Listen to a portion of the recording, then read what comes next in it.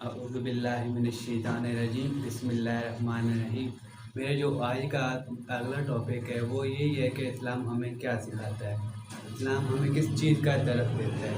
اور پہلا پارٹ میں نے اپلوڈ کر دیا ہے، آج جو دوسرا پارٹ ہے وہ ہم اپلوڈ کر دیں گے۔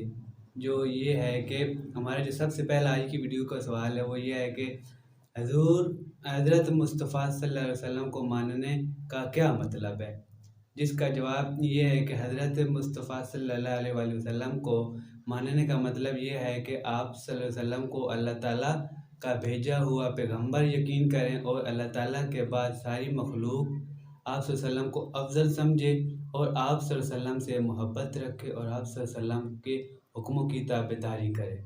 اس سے اگلا سوال یہ ہے کہ کیا یہ کیسے معلوم ہوا کہ آپ صلی اللہ علیہ وسلم اللہ تعالیٰ کے پیغمبر ہیں؟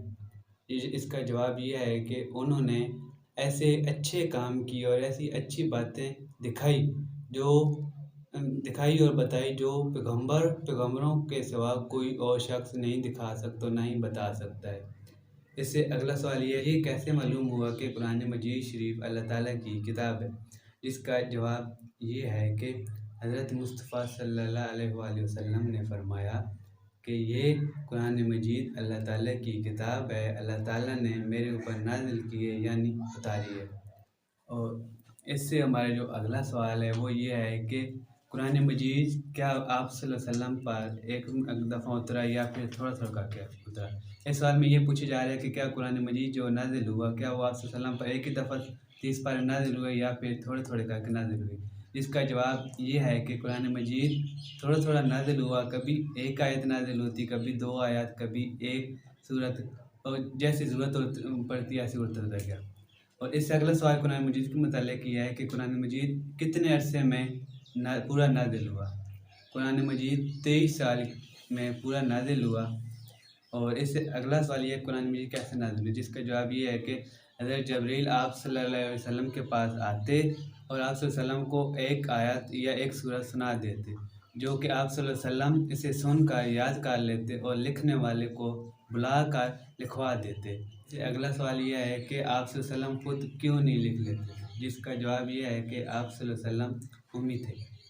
اور امی کس کو کہتے ہیں؟ امی اس کو کہتے ہیں جو لکھنا پڑھنا نہ سیکھا ہو، اسے امی کہتے ہیں۔ اگرچہ آپ صلی اللہ علیہ وسلم نے دنیا میں سے کسی سے علم نہیں سیکھا تھا، لیکن اللہ تعالیٰ نے آپ صلی اللہ علیہ وسلم کو تمام مخلوق سے زیادہ علم دیا تھا۔ حضرت جبرائیل علیہ السلام کون تھے؟ حضرت جبرائیل علیہ السلام اللہ تعالیٰ کے فرشتے تھے جو اللہ تعالیٰ کے احکام پیغمبروں کے پاس لاتے۔ مسلمان اللہ تعالیٰ کی بندگی کیسے کرتے ہیں؟ مسلمان اللہ تعالیٰ کی بندگی کیسے کریں گے؟ اس کا جواب یہ ہے کہ نماز پڑھتے ہیں، روزہ رکھتے ہیں، مال میں سے زکوٰۃ دیتے ہیں اور حج ادا کرتے ہیں۔ اس سے اگلا سوال ہے نماز کسے کہتے ہیں؟ نماز اللہ تعالیٰ کی عبادت اور بندگی کا ایک خاص طریقہ ہے جو اللہ تعالیٰ نے قرآن مجید میں اور رسول پاک صلی اللہ علیہ وسلم کی حدیثوں میں مسلمانوں کو سکھایا ہے۔ بندگی کا وہ طریقہ جسے نماز کہتے ہیں کیا ہے؟ گھر میں یا مسجد میں اللہ تعالیٰ کے سامنے ہاتھ باندھتے ہوئے اور قرآن مجید کی تلاوت کرتے ہوئے اور اللہ تعالیٰ کی تعریفیں بیان کرتے ہیں اور ان کی بزرگی اور تعظیم کرتے ہیں اور اس کے سامنے جھک جاتے ہیں اور زمین پر سر رکھ کر اس کی بڑائی اور اپنی عاجزی اور ذلت کو ظاہر کرتے ہیں۔ اور ہمارا آج کا جو آخری سوال ہے وہ یہ ہے کہ مسجد میں نماز پڑھنے سے آدمی خدا کے سامنے ہوتا ہے یا گھر میں؟